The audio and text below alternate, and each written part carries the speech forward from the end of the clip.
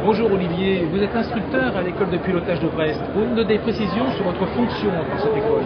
Alors moi je suis le gérant et le fondateur d'Iroise Aéroformation à Brest.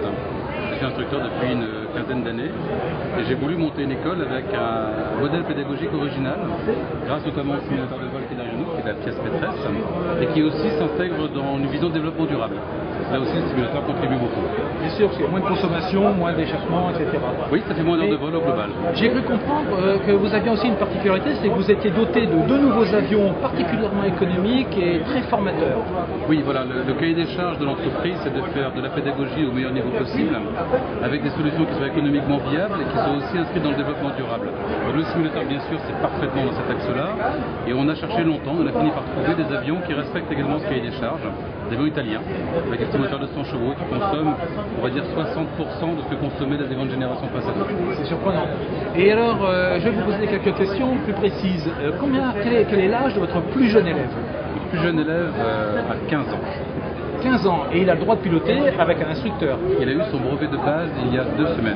C'est-à-dire que le brevet de base, il a le droit de voler seul à moins de un certain nombre de kilomètres de la piste. Oui, seul dans un rayon de 30 km autour de l'aéroport. Bon, c'est déjà formidable. Ah, pour lui, c'est extraordinaire. Et alors, pour ça doit éventuellement déclarer des vocations, j'imagine. Oui, alors ce qu'on fait, justement, nos partenaires, comme la direction de l'aviation civile aujourd'hui, la marine nationale également parfois, on essaie d'aider les jeunes à trouver leur voie future. Certains veulent devenir pilotes civils, d'autres militaires, d'autres privés simplement. On essaie de leur ouvrir autant de portes que possible pour qu'ils soient leur choix. Mais dites-moi, le travail d'un pilote, c'est un véritable travail. J'en ai vu descendre de leur cockpit tout à fait en sueur. Bon, dites-moi, ça doit être très formateur au niveau du caractère, au niveau de la rigueur, au niveau de la structure mentale. Oui, alors quand on voit un jeune de 15 ans auquel on confie une machine qui vaut le prix d'une voiture de sport, partir seul pour la première fois, et lui le sent, il est investi d'une responsabilité et il sait la confiance qu'on a placée en lui. C'est très formateur évidemment.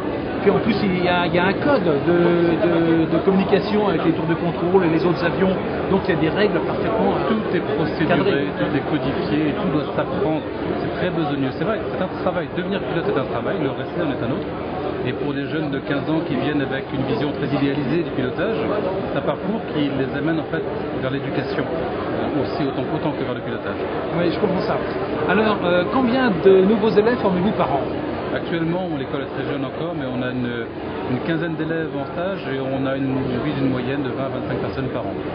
Donc 20-25 brevets de pilote par an aussi? Oui, en gros, c'est ça? Oui, oui, tous nos élèves comptent pour réussir. Bon, de toutes les façons, on n'est pas obligé d'acheter un avion pour pouvoir piloter. Pas du tout. On peut continuer au club. Oui. C'est comme ça se passe la plupart du temps. Dans les aéroclubs, dans des écoles comme la nôtre, il y a beaucoup de possibilités. Combien d'heures faut-il pour qu'un jeune pilote atteigne le niveau du brevet? Je crois que c'est le TT, c'est ça? Alors juste, ça s'appelle un PPL, c'est européen, Private Pilot License.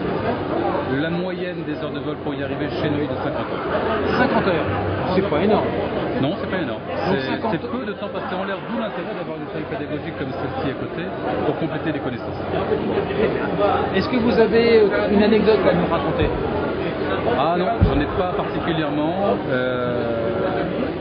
Non, c'est étonnant, mais pour l'instant, je n'ai pas encore eu de vrais problèmes. Si, on a fait un très beau voyage. S'il y a une chose que j'aime expliquer aux gens, c'est que dans notre groupe, notamment les gens qui sont là aujourd'hui, il y a un jeune qui, lorsqu'il avait 45 heures de vol, à la fin de sa formation, pilote privé, donc à 45 heures, non pas 50 heures, s'est retrouvé à Naples, dans un avion tout neuf. Il lui dit maintenant tu le ramènes à Brest, on est derrière toi. Et voir un jeune investir cette responsabilité, c'est quelque chose de tout à fait extraordinaire. Il a été professionnel du début jusqu'à la fin et ça a été extraordinaire de le voir devenir pilote ce jour-là, vraiment. Bon, eh bien Olivier, je vous remercie infiniment de tous ces renseignements. Je vous donne rendez-vous l'année prochaine. Avec plaisir. D'accord? Eh bien, c'était Virgile Noé pour le festival. Au revoir. Au revoir. Merci. Ça vous a plu?